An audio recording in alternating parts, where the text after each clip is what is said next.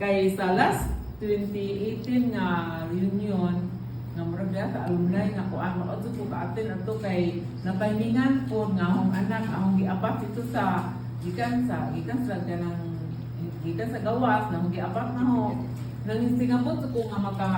makaabot ani dakay kana makaabot atong alumni dakay kanang hala sana mo tong rasa gabi na makaagod di anak ko kadadson karon nga kanang naningkamot ko mo to nga pag-ingon nga mag-reunion ta nga nakuha sa group chat ako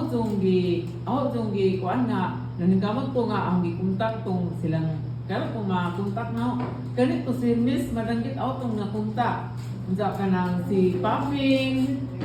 si ako ka nanumon ra ko ni Rose bago kay sulunon mo ko nang la Rose unsa kanang as kuan sa akong edad ni-retire na pud ko last April unsa kanang samong kinabuhi nga ako ra sara magkanang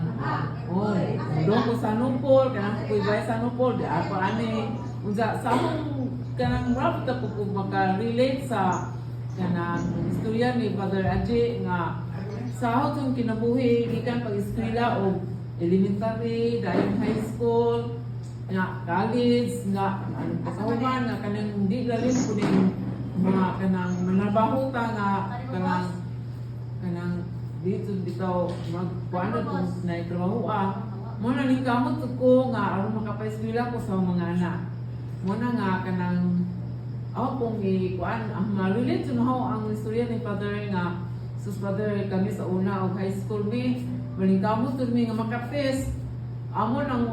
kuan na mi promissory note aron naman to mi makapes unsa anak yan ang high school mi anak yan ang kanang plaza magsige to mi tuon makuan na ni ko tong ubante kanang sama magluto-luto ko lang mata kay wa pa sa kasi suga sa una kuan pa gatong gamito na to adto katong elektrisidad mo na nga suga nga gas pati gamiton mo na nga kanang sa paningkamot